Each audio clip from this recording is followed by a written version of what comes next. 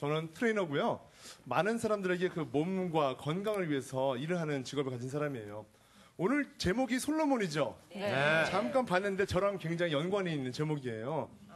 제가 예전에 싱글이었을 때, 결혼 안 했을 때 저는 솔로였고요. 별명은 몸이 몬스터였어요. 그래서 솔로 몬스터였었어요. 굉장히 어감이 비슷한 것 같습니다. 제가 그 연예인들 아까 말씀하신 것처럼 굉장히 많은 분들을 운동을 지도했어요. 뭐 장동건 씨뿐만 아니라 이병헌 씨, 이범수 씨, 송중기 씨, 한채영 씨, 유희, 손담비 씨, 박태환 선수 아마 한 300명 정도가 되는 것 같아요. 한 15년 가량 됐습니다. 와. 그래서 그 스타들의 몸을 만드는 그런 어떤 말하자면 제조기 같은 일을 열심히 단연간 했는데요. 오늘 저는 이제 여러분들에게 그런 몸을 만들고 또 그런 몸에 또 그런 건강한 정신을 만들 수 있는 좋은 비결을 좀 알려드리고 싶어서 나왔습니다. 준비되셨어요? 네, 됐습니다. 오늘 어떤 얘기 하고 싶으냐? 저는 저의 삶에 대해서 얘기를 좀 하고 싶어요. 왜냐하면 제가 트레이너가 되었고 또 지금 같은 이런 몸을 만들기 위해서 어떠한 어떤 힘들었던 시간들이 있었는데 그런 역경들을 어떻게 거치고 나서 몸을 만들었고 저의 마음도 평온하게 되고 저의 영적인 건강도 건강해졌거든요. 아마 많은 분들이 살 빼려고 노력하실 거예요. 몸 만들려고 노력하실 거예요. 혹시 세 분은 몸매에 대해서 걱정 없으세요? 많아요. 많습니다. 너무 많아요. 굉장히 완벽해 보이시는데. 너무 많아요. 그러세요? 여러분들도 살 빼려고 노력해 보셨죠? 네. 한 3kg 정도 빼는데 얼마 정도 시간 걸리세요? 2달 나왔습니다. 2달. 2달이요? 2달. 2달. 석 달. 한 달. 한 달도 있어요? 그렇군요. 아마 대답을 못하는 많은 분들은 아마 5년, 10년도 계실 거예요.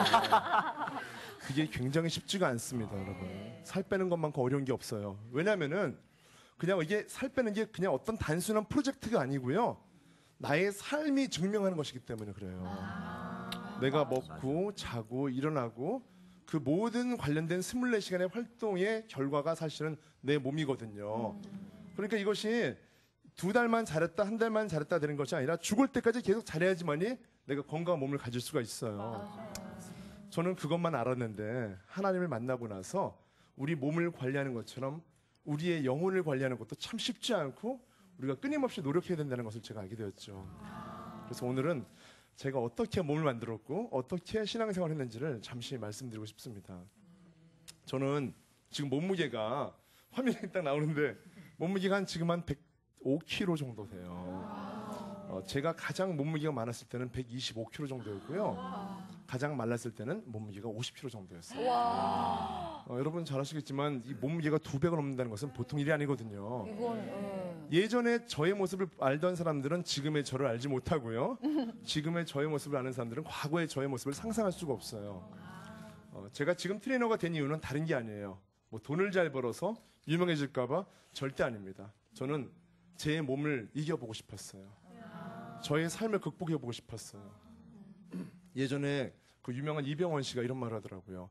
남자로서 태어났는데 내가 죽기 전에 내 몸에 복근을 한 번도 못 보고 죽으면 정말 안타까울 것 같다. 그러셨는데 그 말이 굉장히 재밌긴 하지만 정말 심각하고 진지한 말이었던 것 같아요. 우리는요, 대부분의 사람들이 하나님이 주신 우리 창조물인 우리의 몸을 그분이 주신 하나님이 주신 그 자기의 한계 상황까지 가지 못하고 죽게 돼요. 대부분 다. 여러분들은요 이미 여러분들 안에 완전한 건강이 있으신데요. 그 건강의 극치를 맛보기 위해서는 굉장한 노력이 필요한데 그것을 많이 못 보는 거죠. 일생 동안. 어떠세요? 굉장히 좀 심오해지죠? 네. 제가 어렸을 때 말씀을 드릴게요. 어렸을 때 굉장히 젓가락이었었어요. 아까 그 선혁 씨가 말씀하셨는데 젓가락 2-3개를 붙여도 정말 안 될 만큼 정말 마른 몸이었거든요. 유치원 때, 초등학교 때 별명은 왕따였었습니다. 갈비치, 뭐 젓가락 이런 게 저의 별명이었었어요. 그러니까 말하자면 여자아이 같은 몸보다 더 마른 몸이었었거든요. 저는 초등학교 때부터 그거에 대한 상처감이 좀 있었어요. 내가 말랐다, 몸이 약하다. 마른데 힘 엄청 좋은 사람 보셨어요? 아니죠? 마르니까 몸이 약하고 몸이 약하니까 왕따가 되고 왕따가 되면 소심해지고 소심해진 아이는 상처를 받는 아이죠. 여러분 절망과 상처와 고난과 고통은요 떼어서 볼 수 없고요 다 연관이 돼 있어요. 기차처럼요. 한 가지의 어두운 마음이 들어오기 시작하면은요 나머지 어두운 생각들과 마음과 삶의 모든 부분들이 하나하나 연결이 되는 걸 제가 느꼈거든요. 그 안에 빛이 들어오면 너무나 행복하죠. 저는 어렸을 때 그런 왕따라는 것에서 벗어나고 싶었어요. 제가 하고 싶었던 거 있었어요. 축구, 농구, 배구. 할 수가 없는 거예요. 다른 아이들이 너무나 건강했기 때문에 저한테는 같이 놀자고도 안 하고 왕따를 시킨 거예요. 이쪽 팀에 들어가서 축구를 하려고 그러면 야 나가! 그러면 이쪽 나가요. 이쪽 팀에 가 그러면 나가! 그러면 이쪽 나가는 거죠. 가운데 있는 거예요. 심판도 아닌데. 진짜 믿어지지가 않아요. 안 믿어지죠? 진짜 아무리 봐도 믿을 수가 없어요. 그러니까요. 여러분들의 그 가족 가운데 뭐 아이들이나 또는 남편이나 또 아내 만약 분들 중에서 너무 마르거나 왜소하거나 너무 살이 찐 분들 있죠. 아, 유전이 어쩔 수 없어 이런 분들이 있을 거예요. 절대로 여러분 바꿀 수가 있어요. 여러분들의 노력을 통해서 여러분들의 체질 변화를 완전히 겪을 수 있으니까요. 저를 보시고 확신을 가지시면 될 것 같아요. 아멘. 아멘이죠? 아멘. 좋습니다. 이런 믿음이 바로 변화를 칠 겁니다. 아멘. 아마 다음번 출연 때 이민아 씨 더 좋아질 겁니다. 제가 어렸을 때 그 왕따를 이겨보고자 굉장히 부단히 노력을 했는데 저로서는 어떻게 할 도리가 없었어요. 그때 다행히도 저희 반 여자아이들이 달려온 거예요. 저한테. 친구하자고. 저한테 준 것은 다름 아닌 공기였었어요. 그래서 제가 공기를 놀이한 거예요. 좀 부끄럽죠. 남자애가 공기를 하니까. 하지만 그래도 친구가 생겼다는 그 기쁨에 부끄러움도 잠시 공기를 했습니다. 열심히 했어요. 공부는 안 했어요. 아마 누가 이런 저한테 물어보더라고요. 행복이 뭐예요? 라고 물어보더라고요. 얼마 전에. 하나님을 이제 좀 믿으려고 하는 어떤 분이 저한테 물어보셨어요. 행복이 뭐예요? 갑자기 물어보니까 늘 알고 있으면서도 갑자기 물어보니까 갑자기 대답을 할 수가 없는 거예요. 그 순간 제가 지혜를 보였어요. 하나님, 행복이 뭘까요? 그때 이런 마음이 잠깐 들었어요. 보통 사람들에게 행복이라는 게 어떤 걸까요? 어떤 게 행복 같으세요? 살아 숨쉬는 거.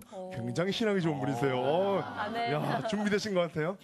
자, 어떤 게 행복이세요? 보통 부와 명예 뭐 이런 부와 명예. 말을 많이 어떤 게 있어요? 배부른 거. 배부른 거. 잠 잘 그렇군요. 자는 거. 좋습니다.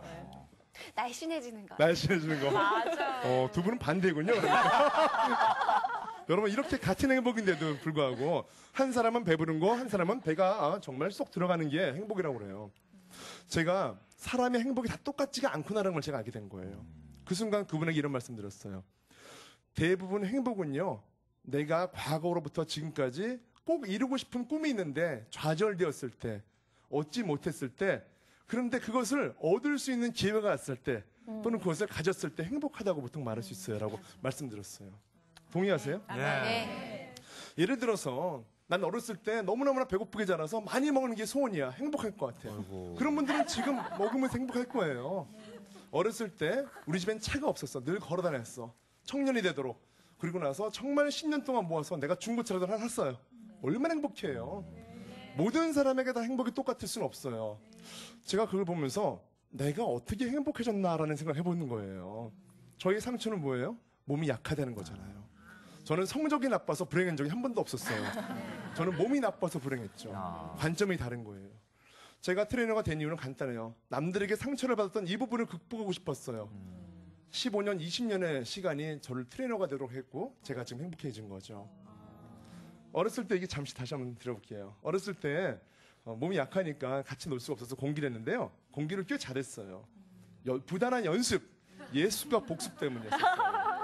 여러분 예습과 복습은요 꼭 학습에만 해당되지 않고요 이 공기에 해당이 돼요. 그래서 그리고 이제 양손으로 공기를 연습하는 거예요. 한석봉의 어머니가 불을 끄고 떡을 잘했다 그 말을 듣자마자 제가 뭐 했겠어요? 불을 바로 끄고 불을 끄고 공기를 했죠. 공기가 안 잡히는 거예요. 요즘에는 뭐 야광이 있겠지만 야광 없었었어요. 그러고 나니까 학교 가서 교실에서 전교에서 어떤 아이가 저한테 와도 공기를 너무나 잘하는 그런 아이였어요. 6학년 때까지 공기를 정말 잘했어요. 여러분들 많은 여성분들 계시는데 여러분들은 저한테 이길 수가 없어요. 즐기셨잖아요. 그렇죠. 전 한을 풀었고. 그렇죠? 그러니까 한이 있는 사람과 즐기는 사람은 좀 차이가 있어요. 맞아. 여러분 꿈이 혹시 있으세요? 네. 꿈 있죠? 저에게도 꿈이 있었어요. 초등학교 때 꿈은요 세계 공기 챔피언이었어요. 대회가 있는지 모르겠어요. 그런데 그때 꿈이 왜 그거냐면은 공기를 잘하면은 우리 반 여자들이나 아이들이 참 좋아하는 거예요. 남자 아이들한테 왕따가 된 저로서는 친구들이라도 생기니까 너무나 좋았는데 잘하면 잘할수록 옆반 아이들도 와서 구경하잖아요. 내가 이 잘하는 걸 정말 잘했으면은 세계대회 나가서 1등 하면은 얼마나 많은 친구가 생길까. 어린아이로서 외로운 아이로서는 그것이 유일한 저에게 삶이고 꿈이었던 것 같아요. 그 꿈이 지금 현실에 와서 만약에 지금 이 나이에 제가 공기해 보세요. 얼마나 유치하겠어요. 제가 공기 챔피언 안 되고 트레이너가 된 것도 다 하나님의 인도하시느라고 제가 믿습니다. 아멘. 아멘. 중학교 때였어요. 저한테 두 번째 고난이 왔죠. 아버지 어머니께서 아버지는 직장을 다니셨고 어머니는 보통 가정주부셨는데요. 아버지가 사업을 하신다고 나오신 이후부터 회사에서 사업이 연거푸 망했어요. 어려웠어요. 아버지가 성품이 워낙 너그러우신 분이라서 사실 그렇게 아주 집중력 있게 회사를 보거나 카리스마가 있는 분이 아니셨어요. 챙길 거 다 챙기고 어떻게 사업을 해요. 사람들 도와주고 본인이 어떻게 될지 잘 모르셨던 분이셨던 것 같아요. 사업은 한 번, 두 번, 세 번, 네 번 연거푸 망했습니다. 은행에 빚지고 저희 집은 집이 없었거든요. 뭐 담보도 없죠. 저희 외할머니, 외할아버지 댁도 담보로 잡히고 아버지는 급기야 줄을 마셨어요. 줄을 믿어야 되는데 줄을 마신 거죠. 매주 술을 마신 거예요. 남들은 하나님 믿으려고 어려울 때마다 철야 예배하고 주일 예배하고 새벽 예배하는데 저희 아버지는 철야와 새벽과 주일날 줄을 드셨어요. 술을 마신 거죠. 이런 상황이었기 때문에 가정 형편이 좋을 수 없던 거죠. 아버지는 술을 마시고 들어오면은요 늘 집지를 부수고 욕을 하시고 그다음에 폭력을 행사도 하셨었어요.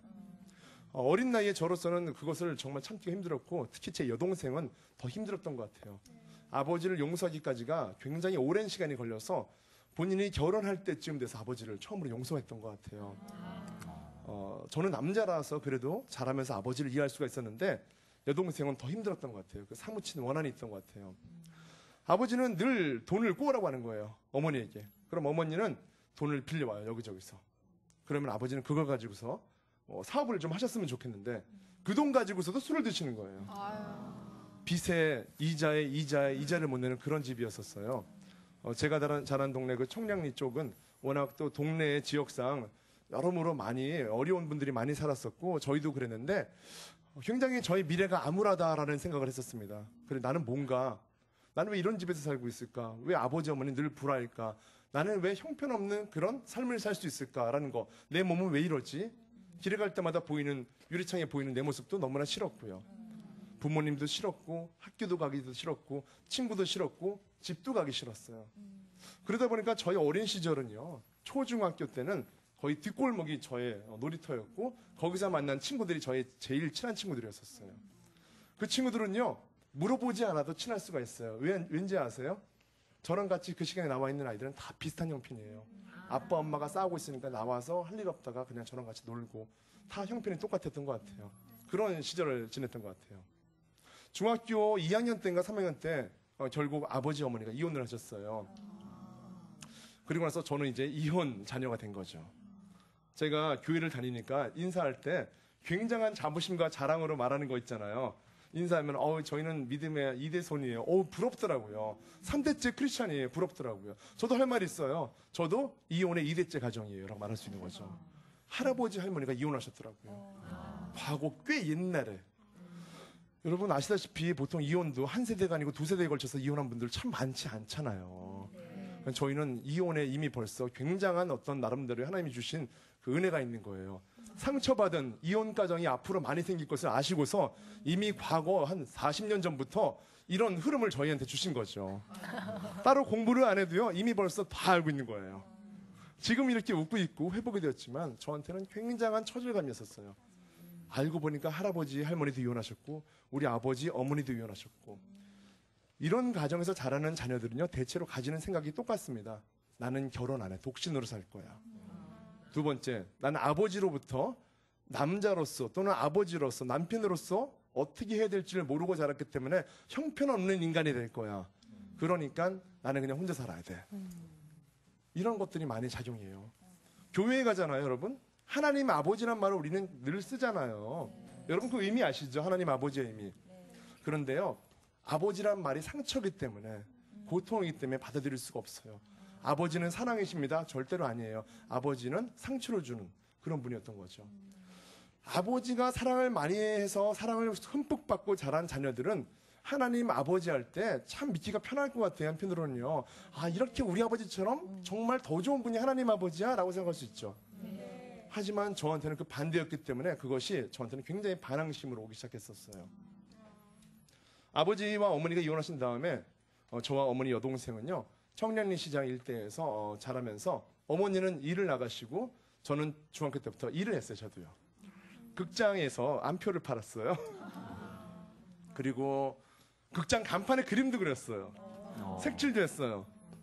제가 누굴 그렸는지 모르겠어요. 아마 박중호 씨 같은 분 그리지 않았을까 생각되는데요. 커피숍에서 커피도 날라봤고요. 피자 배달도 했었고요. 전화 교환수도 했었고요. 운전기사도 했었고요. 세차장에서도 일했었고요. 세탁소에서도 일했었고요. 예를 들어서 자격증 없는 무허가 간병인도 해봤었고요. 심부름센터에서도 일해봤었고요. 제가 어느 날 잠시 일어나서 내가 도대체 어떤 인생을 살았을까라고 생각해봤는데 무려 한 20가지의 일을 했더라고요. 15년간 중학교 때부터 대학을 졸업하고 사회생활 하기까지 제가 자라온 시간 동안에 한 20가지 정도의 일을 한 거예요. 당연히 막노동꾼 됐었죠. 굉장히 많은 일을 한 거예요. 참 너무 싫다. 어떤 사람들에게는 참 나름대로 드러낼 만한 커리어와 경력이 있고 배경이 있는데 내가 말할 수 있는 것은 이거라는 생각이 드니까 감추고 싶은 거예요. 남들 앞에서요. 뭐 하셨어요? 어떻게 지내셨어요? 어떤 가정에서? 너무나 힘들었어요. 그런 것을 말하는 것이. 오직 아까 우리 얘기했던 선혁 씨가 말했던 것처럼 돈과 명예, 부, 좋은 차, 좋은 집, 미스코리아랑 결혼하는 거 이런 것이 저희 꿈이었었어요. 나쁜 욕심인가요? 아니요. 나쁜 욕심 아니죠? 네. 여러분 그런 상처를 받고 사는 사람들은요 당연히 그런 욕심을 내는 것이 정당하다고 생각해요. 그리고 그런 사람이 아니더라도 대부분 다 그걸 누리고 싶어 하잖아요. 여러분 돈에 맺힌 사람은요 돈이 없어서 그런 거고요. 내가 정말 어떤 거에 맺히고 한이 되면은 그것에 대해서 놓지를 못해요. 죽을 때까지요. 바로 그 상처를 통해서 저는 돈과 명예와 부귀만 있으면은 내가 아버지 같은 인생을 살지 않을 것이라는 확신을 갖고 싶었었어요. 그래, 내가 정말 성공하면은 그때쯤은 내가 결혼할지 몰라. 돈이 많으니까 돈 때문에 싸울 일이 없잖아. 그러면 애들도 돈 주면 되잖아. 이혼 안 할 거 아니야. 이런 생각이 들었었어요. 진정한 사랑이라는 것에 대해서 알고 싶지도 않았어요. 아무리 사랑하고 좋아해도 돈만 없으면 이혼할 수 있고 돈만 없으면 헤어질 수 있는 것이 무슨 사랑이야 이렇게 생각했어요. 여러분 결혼할 때요 이혼하려고 작정하고 결혼하는 사람 보셨어요? 아니요. 근데 우리나라 왜 이렇게 다들 이혼을 많이 해요 도대체? 인구의 3분의 1이 이혼한다면서요. 저는 괜찮다고 생각해요. 어떻게 할 수 없잖아요. 하지만 그 부분에서 다시 힘을 내고 회복을 가졌으면 좋겠어요. 저처럼요. 많은 사람들이 이혼을 하고 힘들어하고 있지만 저는 그랬어요. 그래, 내가 돈만 많으면 사랑도 다 필요 없어. 돈으로 사랑을 살 수 있을 것 같아. 우리 엄마 아빠 봐. 사랑하셔서 결혼했는데 결국 돈 때문에 이혼하셨잖아. 돈이 사랑보다 위에 있는 것 같아 라는 생각이 드는 거예요. 제가 체육을 전공하고서 트레이너가 되었어요. 그런데 내가 어렸을 때 받은 상처 때문에 트레이너라는 이 직업을 택하고 이 전공을 했던 게 너무나 후회 막급인 거예요. 이유가 뭐냐? 돈을 많이 못 벌어 생각보다. 내가 만약에 부동산업이나 건축업이나 아니면 금융 쪽에 갔었으면은 내가 트레이너보다 최소한 2-3배 정도는 더 월급을 받고 이랬을 텐데 분야가 너무 작은 거예요. 헬스클럽 센터라는 분야에서 월급을 받는 거예요. 내가 나의 과거의 상처에만 매달렸더니 결국 이거밖에 못 가지는구나라는 생각이 들더라고요. 억울했어요. 열심히 일했어요. 제가 자란 곳은 청량리라고 했잖아요. 그 위에 중화동이 있어요. 중화시장. 시장에서 제가 헬스클럽에서 일했어요. 한 달에 월 10,000원, 15,000원 하는 그런 아주 저렴한 헬스클럽. 이 무대 같아요, 헬스클럽이요. 사이즈가. 그러면은요, 손님이 오잖아요. 등록하라 그러면 제가 회비 누구한테 내야 돼요? 그러면 제가 상담원이에요. 돈 주세요. 그러면 누가 운동지도 하죠? 제가 운동지도 합니다. 수건이 없어요. 수건 제가 드립니다. 화장실 휴지가 없어요. 제가 드립니다. 청소도 제가 하고요. 1인 5역을 했어요. 옛날에 어떤 친구가 저한테 그러더라고요.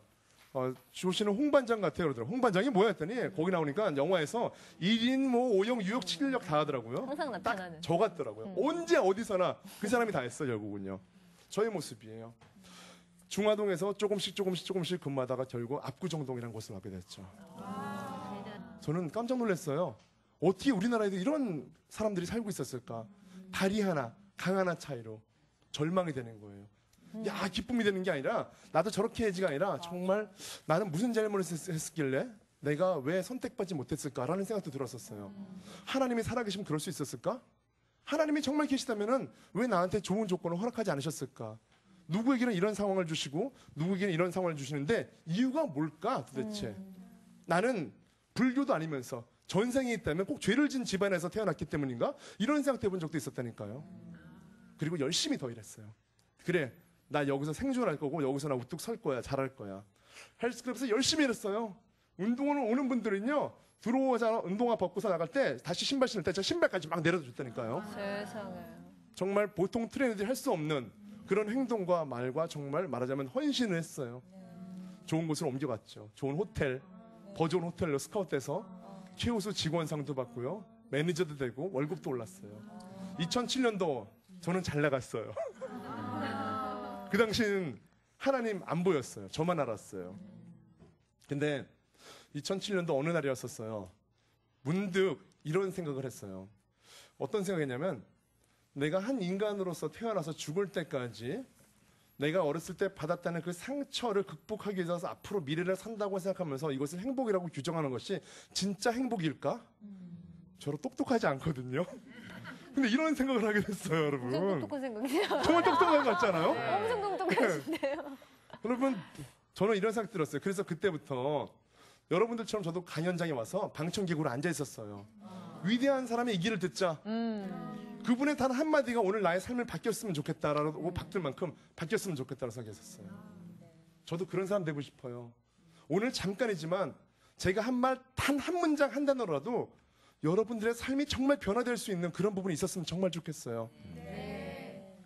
저는 2007년도까지 하나님 모르다가 그런 방청객으로 계속 앉아있으면서 수많은 들은 얘기들과 또 내가 기도하면서 하나님 만나고 싶었던 그 절규 가운데 하나님을 만났어요.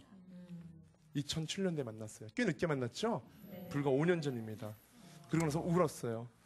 하나님 만나자마자 회개부터 나오더라고요. 주님, 제가 하나님 모르는 것이 바로 죄예요. 강도짓하고 도둑질하는 것이 죄가 아니라 하나님 모르고 예수님 모르는 것이 바로 죄예요. 회개하겠습니다. 우리 아버지를 용서하겠습니다. 그리고 하나님이 쓰시는 사람으로 살겠습니다. 아멘. 당연히 예수님의 제자로 살겠습니다. 당연히 베드로처럼 살겠습니다. 여기서 실수했어 내가. 왜 베드로를 말했는지 모르겠어요. 성경을 너무 몰라가지고 제자 중에서 아는 이름이 베드로밖에 없는 거예요. 근데 베드로가 어부잖아요. 성경에는 트레이너의 삶이 없잖아. 어부의 삶은 있어도 너무 어지러웠어요. 아무리 교회를 가도 어떤 목사님들이 트레이너는 어떻게 살아야 된다는 말을 안 하고 어부의 삶, 뭐 세리의 삶 이런 것만 얘기하시는 거예요. 어떻게 되는 것인가. 구원은 받았는데 내가 어떻게 살아야 되는 것인가 몰랐어요. 그때 제가 회사를 그만두고 제자처럼 살겠습니다 할 때 어떤 아주머니를 만났어요. 174kg의 아주머니를 만난 거죠. 어우, 저 킨 줄 알았어요. 네? 키가 174. 아니에요. 키는 156. 그리고 농촌으로 가서 어떡해. 제가 회사를 그만뒀기 때문에 이 아주머니를 돕겠다고 한 거예요. 3년 동안 아주머니 도울게요. 제자처럼.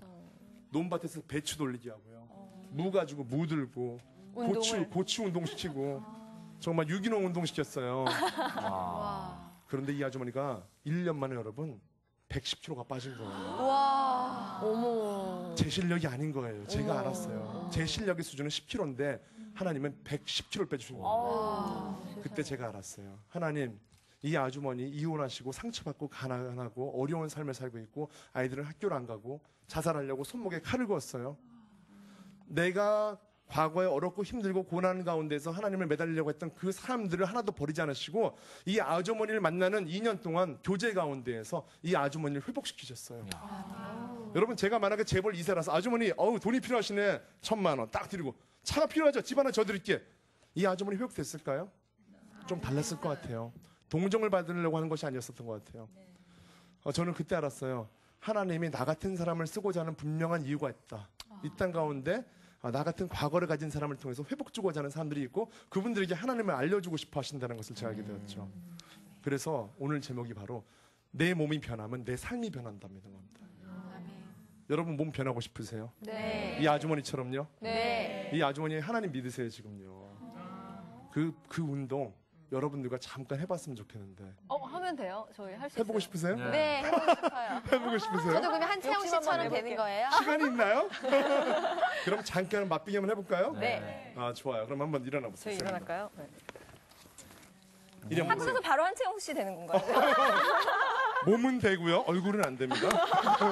아니요. 지금 피론 씨 얼마나 미인이신데요. 아유, 무슨 말씀이에요. 자, 서 보세요. 딱 지켜 보세요. 그리고 여러분 다 일어나 보세요. 뭐 일어나실 수 있어요? 좋아요. 일어나 보세요. 좋아요. 그리고 팔꿈치가 무릎에 닿도록 이렇게 앉아서 멈춰보세요. 버티세요. 하나.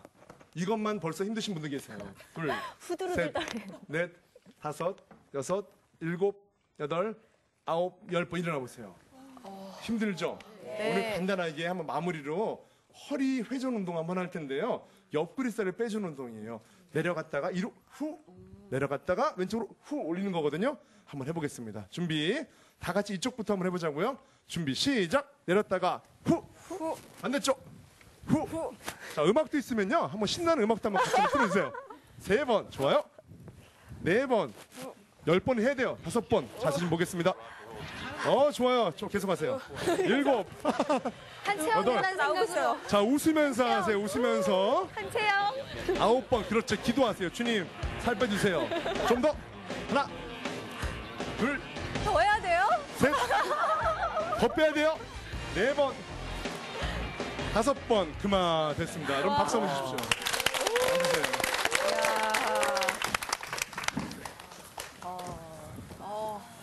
여러분 세상을 이길 수 있으세요? 네. 그럴 수 있으시죠? 네. 감사합니다. 오늘 저와 함께 나눈 이 시간 동안에 여러분들의 마음이 변하고 삶이 변할 것을 제가 느꼈습니다. 아멘. 고맙습니다. 감사합니다.